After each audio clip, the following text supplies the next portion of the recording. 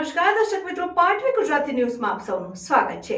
સમાચાર આવી રહ્યા છે કે સાવલીના કેજે કેમ્પસમાં વાર્ષિકોત્સવ ઉજવાયો। સાવલીમાં હાલોલ રોડ ઉપર આવેલ શૈક્ષણિક સંકુલ કેજે કેમ્પસમાં અલગ અલગ ફેક્ટરીમાં અભ્યાસ કરતા વિદ્યાર્થીઓ દ્વારા વાર્ષિકોત્સવ સ્પાર્ક 2024ની ઉજવણી કરાઈ।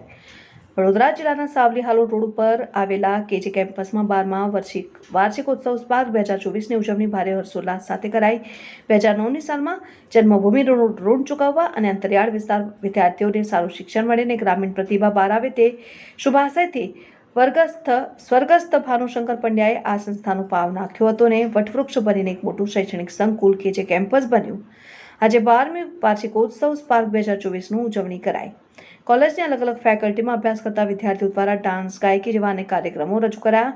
કાર્યક્રમના મુખ્ય મહેમાન બાંકો કંપનીના HR અમિત પટેલ, L&T કંપનીના જય શાહ, જીઓ કંપનીના પ્રતિનિધિ અને કેજે કેમ્પસના મેનેજિંગ ટ્રસ્ટી ધર્મેશ પંડ્યાના હસ્તે કોલેજની પરીક્ષામાં ઉત્તીર્ણ થયેલ વિદ્યાર્થીઓને ગોલ્ડ તેમજ સિલ્વર મેડલ પ્રમાણપત્ર આપી પ્રોત્સાહિત કરી જીવનમાં સફળતા મેળવે તેવી શુભેચ્છા પાઠવી હતી।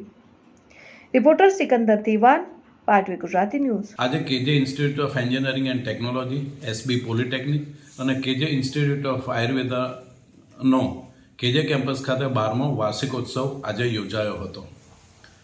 કેજે કેમ્પસ એ સંસ્થાના આદ્ય સંસ્થાપક સ્વર્ગસ્થ શ્રી બીજે પંડ્યા સાહેબના જન્મભૂમિનું ઋણ અદા કરવું તે હેતુથી આ કેમ્પસની રચના કરવામાં આવી હતી, સ્થાપના કરવામાં આવી હતી।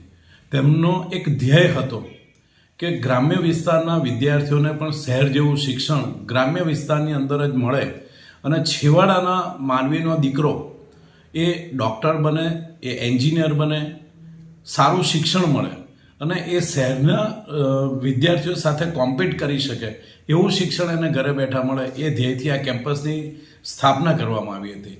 અને આજે આ કેમ્પસનો 12મો વાર્ષિકોત્સવ હતો, જેની અંદર બાંકો ઇન્ડિયા કંપનીના HR head Shri Amit Patel, Geo designs and રિસર્ચના શ્રી ગૌતમ દહિયાજી અને અમારી કેમ્પસના પૂર્વ વિદ્યાર્થી અને L&Tની અંદર IT ડિપાર્ટમેન્ટની અંદર કામ કરતા શ્રી જય શાહ આ કાર્યક્રમના અતિથિ તરીકે ઉપસ્થિત રહ્યા હતા।